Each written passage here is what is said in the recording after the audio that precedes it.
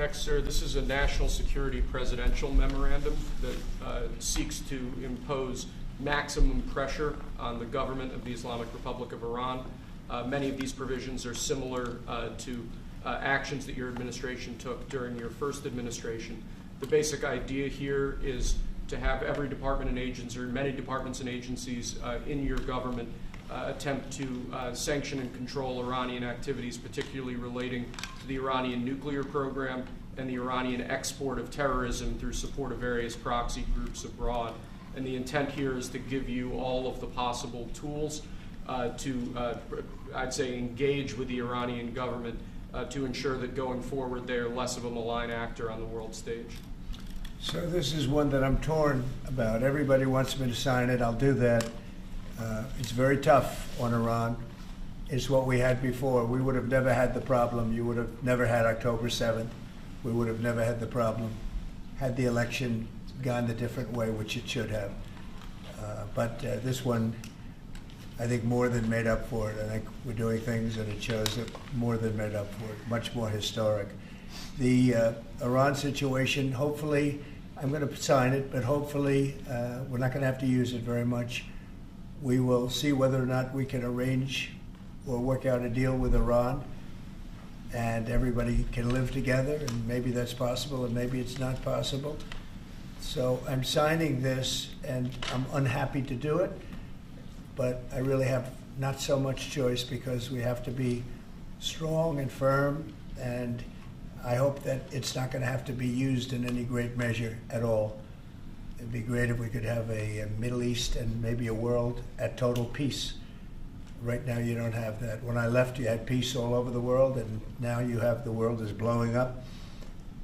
As you know, Bibi is coming in to see me later. Others are coming in to see me. We'll see what we can do. But I'm signing this, and hopefully it will be a document which won't be very important, will hardly have to be used. So what kind of deal would you be prepared to make? Well, we're going to see. I mean, we're going to see. They cannot have a nuclear weapon. With me, it's very simple. Iran cannot have a nuclear weapon. We don't want to be tough on Iran. We don't want to be tough on anybody, but they just can't have a nuclear weapon. Mr. President, are you going to engage in conversations with your counterpart in Iran? I would. Do you want to block the sale of Iranian oil to other nations? Well, we have the right to do that, and that's what I did before, and they had no money. They wouldn't have had the money for Hamas or Hezbollah or anybody else. It could have been solved. This thing, it just, if things went the way they should have, this would have been over long ago, but it's not over. How close do you think Iran is to developing nuclear weapons? I think they're close. I think they're close. They're too close. But again, you could go back 4 years, I would have said they would have had it during this intervening period. But they're pretty close, Peter. And why say that you're unhappy to sign it if it's Iran and their proxies who have threatened to retaliate against you and your team by killing you guys for taking out Soleimani? Well, they haven't done that, and that would be a terrible thing for them to do, not because of me. If they did that, they would be obliterated. That would be the end. I've left instructions. If they do it, they get obliterated. There won't be anything left. And they shouldn't be able to do it. And Biden should have said that, but he never did. I don't know why, lack of intelligence perhaps. But he never said it. If that happens to a leader, or close to a leader, frankly, if you had other people involved also, you would call for total obliteration of a state that did it. That would include Iran.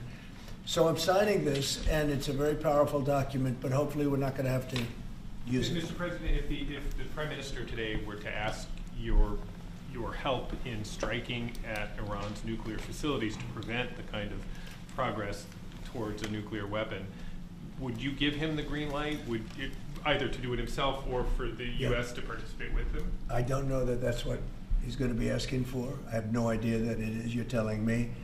We're going to have a pretty long meeting. We're going to be discussing a lot of things, not only that, but a lot of things.